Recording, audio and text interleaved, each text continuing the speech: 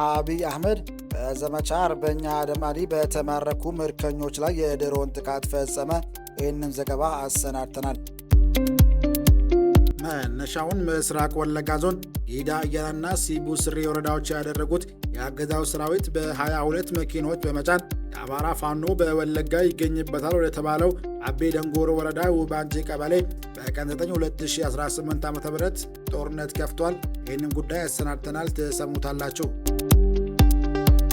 መታሰቢያነቱ በአርበኛ ጌትነት መሳፍንት በሆነ ዘመቻ ከ180 በላይ ጠላት ሙትና ቁስለኛ ሆኗል። በሰፊው ትሰሙታላችሁ። ብልጽግናው መራሽ መንግስት በተለያዩ ክልሎች ወጣቶችን እያፈነ በግዳጅ እያፈሰ እንደሆነ ታወቀ። አብራችሁ ስትቆዩ የምትሰሙት መረጃችን ነው። ክቡራን አድማጮቻችን በድጋሚ ለዚህ ቻናል አዲስ የሆናችሁ ቤተሰቦች ሰብስክራይብ ማድረጉን እንዳትዘንጉ እያልን የግንባር መረጃዎች እንደተለቀቀ ወዲያውኑም ደርሳችሁ ደወል ምልክቱን ተጫኑት እያልን በቀጥታ ወደ ዝርዝር መረጃ አቀናን።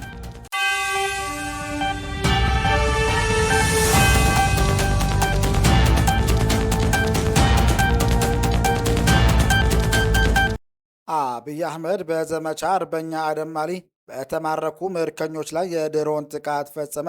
ፋሽስቱ የብልጽግና አገዛዝ ምስራቅ አማራ ቀጠና ሰሜን ወሎ ዞን ብግና ወረዳ ዙሪያ በፈጸመው ተደጋጋሚ የድሮን ጥቃት በዘመቻ አባናደው የተማረከውን የ12ኛው ክፍለ ጦር ምክትል አዛዥ ኮሎኔል ዘሪሁን ማመየውን ጨምሮ በርካታ ንጹሃኖች ሲሞቱ በርካቶች ላይ ከባድ ጉዳት አድርሷል። ፋሽስቱ የብልጽግና አገዛዝ ትናንትና ህዳር 10 2018 ዓ.ም ብግና ወረዳ ቋራ 2 ጊዜ ብርኳኳ 1 ጊዜ እና ብርኳ 1 ጊዜ በአጠቃላይ ከምሽቱ 12:40 እስከ ሌሊቱ 11 ሰዓት ድረስ 4 ጊዜ የድሮን ጥቃት በመፈጸም በዘመቻ አደም አሊ አባናደው የተማረከውን ኮሎኔል ዘሪሁን ማመየው፣ ሌሎች 3 አብረውት የነበሩ ምርኮኞችና ያደረበትን ቤት ባለቤቶች ሁለቱን ጨምሮ በተጠቀሱት ቦታዎች በርካታ ንጹሃኖች ሲሞቱ በርካቶች ቀላልና ከባድ ቁስለኛ ሆነዋል። ቤትና ንብረት ላይም ከባድ ጉዳትም ውድመትም አድርሷል። ከዚህ ጋር ተያይዞ በዘመቻ አርበኛ አደም አሊ አባናደው የተማረኩ በመቶዎች የሚቆጠሩ የፋሽስቱ አገዛዝ ብልጽግና ሰራዊት እጃችን ላይ ያለ መሆኑ የሚታወቅ ሲሆን እነዚህ ምርኮኞች ምግብና ውሃ የሚያቀርብላቸውና የሚመግባቸው ፋኖ፣ ጥበቃቸውም ፋኖ፣ የሕክምና አገልግሎትም ሆነ ሌሎች ሰብአዊ አገልግሎትም የሚሰጣቸው ፋኖ መሆኑን ግንዛቤውን በማስገባት በቀጣይም ተመሳሳይ የፋሽስቱ አገዛዝ ብልጽግና ጥቃቶች ሊፈጸሙባቸው እንደሚችል ዓለም አቀፍ ማህበረሰብ እንዲያውቅልንና በተለይ ቀይ መስቀል ምርኮኞቹን እንዲረከበን ስንል በድጋሚ መልእክታችን እናስተላልፋለን ብለዋል።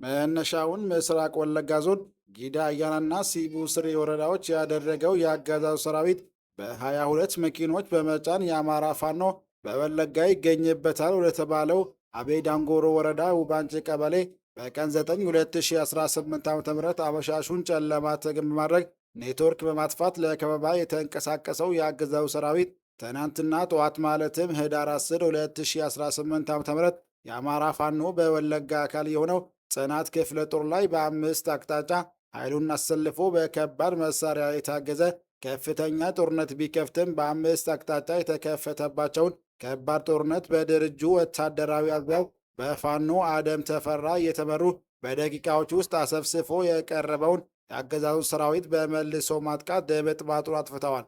የተያዘውን ከነፍስ ወከፍ እስከ ቡድን መሳሪያ ቀምተው አስክሬኑን እያስረከረከ እንዲፈረጥጥ አድርገውታል።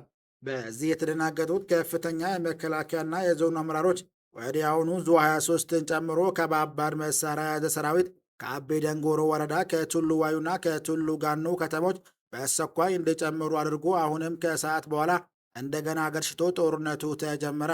አሁንም የአደም ተፈራ የእጅ ስሪት የሆነችው ጽናት ክፍለ ጦር እስከ አፍንጫው ታጥቆ በትዕቢት ተወጥሮ የገባውን የአገዛዙ ሰራዊት አንገት ለአንገት ተናንቀው እያስጎሩት በነበረበት ሰዓት ሌላኛው የአማራ ፋኖ በወለጋ አካል የሆነው ጌጤ ግርማ መብረቅ ክፍለ ጦር በአርበኛ አለፈ የተመራ ድንገተኛ ከተፍ ብሎ ቆረጣ በመግባት 17ቱን የአገዛዙን ሰራዊት አባላት ወዲያውኑ ወደማይመለሱበት መሸኘት አስክሬናቸውን እያዝረከረከ ወደ ኋላ እንዲያፈገፍጉ በማድረግ ጽናት ክፍለ ጦር ላይ ያንዣበበውን የጠላት ኃይል እየቀጡ ቅጣት ቀጥቶ የቡድንና የነፍስ ወከፍ መሳሪያ በመቀበል በአንጻሩም ቢሆን እንዲገፈግፍጉ አሁንም እንደተለመዱት ለአመራሮቻቸው እየደወሉ እባካችሁ ድርሱልን የሚል የስቃይ ድምፅ እንዲያሰሙ ያደረጓቸው ሲሆን አመሻሹ ላይም ለሶስተኛ ጊዜ በጉዳዩ ቢላ ወረዳ ከሉጎ ከተማ ተጨማሪ ኃይል እንዲገባ ተደርጎ ጦርነቱን ጨለማ አገላግሎታል።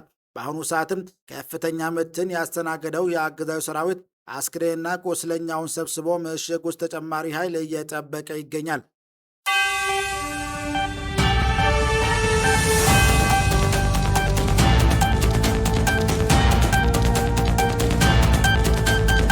መታሰቢያነቱ አርበኛ ጌትነት መሳፍንት በሆነ ዘመቻ ከ180 በላይ ጠላት ሙትና ቁስለኛ ሆነ።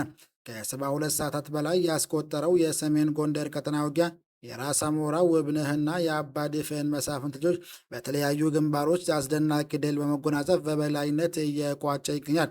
ጀግናው አርበኛ ጌትነት መሳፍንት ህልፈት ተከትሎ የቀጠናው ተዋጊ ሞራል ተናግቶልኛል በሚል ስሌት ከአራት አቅጣጫ ወደ ዳባት ወረዳ አጅሬ ጃኖራ ያመራው የጡት ቆራጩና ሴት ደፋሪው የአብይ ግሪሳ በራስ አሞራው ሶስተኛ ኩር ሰራዊታችን በቆላማው የወገራ ጠገዴና አርማጭሆ እንዲሁም ዛራማና ቦዛ አዋሳኝ መሬቶች እንደ በረዶ ቀልጦ ቀርቷል። ተከታትሎ የበጣው ጠላት አራብር ቀበሌ አቡ ገዳም፣ ሞርጠጫ ጸበልና ወይራ ጊዮርጊስ ማለትም 79ና 13 ቁጥር በመባል የሚታወቅ ልዩ ቦታ ከ30 በላይ ሲደመሰሱ 23 ቁስለኛ ሆነዋል። 2 ወታደራዊ ተሽከርካሪ ከጥቅም ውጪ ተደርጓል። ቀሪው ወደ ዳባት ተፈርጥቷል። በደባርቅ አቅራቢያ ጥራይና የተገረፈው የጠላት ኃይል ለጊዜው በውል ቁጥሩ ያልታወቀ ጠላት ሰብአዊና ኪሳራ ደርሶበታል። መቋቋም ስላልቻለ ሸሽቶ ደባርቅ ተመልሷል።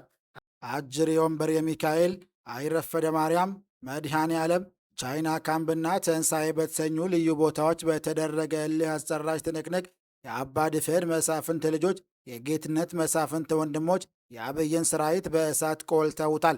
በርከት ባሉ ግንባሮች ላለመማረክ የሞት ሽረት ለመዋጋት ሞክርም በመጨረሻም የአረመኔ ወታደር ሬሳ ነዶ ተቆላልፎ ወደቀ። ከፊሉ ቆስሎ ሲማረክ፣ ቀሪው ሸሽቶ ለማምለጥ ጥረት እያደረገ ይገኛል። ጀግናው ጌትነት መሳፍንት በወደቀበት አጅሬ ከ65 በላይ ጠላት ሲደመሰሱ ከ70 በላይ ቁስለኛ ሆኗል።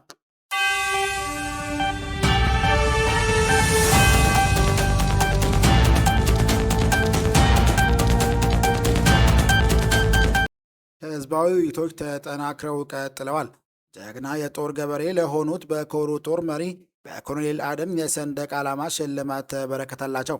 በቢብኝ ወረዳ ኩረፍት ነዋሪዎች ጋር ድርጅታችን በየቀኑ አሰራሩን እያዘመነ አደረጃጀቱን እያስተካከለ የጠላትን ኃይል እያፈራረሰ የጉዞ ፍጥነቱን አስተካክሎ መራመዱን ቀጥሏል። አሁን ያለንበትን ወቅታዊ ሁኔታ አስመልክቶ በቢብኝ ወረዳ ኩረፍት አካባቢ ከሚገኙ ከገበሬ ጦሩ ጋር ሰፊ ውይይቶች አድርገናል። በዚህ መድረክም ይህን ጨካኝ ስርዓት በስኑ ነቅለን እስካልጣልነው ድረስ እንቅልፍ አንተኛም፣ በሄዳችሁበት እንሄዳለን፣ ሜዳውም ተራራውም የኛ ነው፣ አድነንላችሁ፣ የጀመርነው እኛንን የምንጨርሰው እኛንን ሲሉ በወኔ አርበኝነታቸውን ገልጸዋል።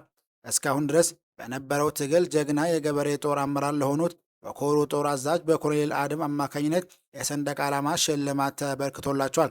የ201ኛ ኮር አስተዳደር የ54ኛው ክፍለ ጦር አመራሮችን የጊዜው መንግስት ተማሪዎች በተገኙበት የቀጣይ አቅጣጫዎቹን በመስጠት ተጠናቋል።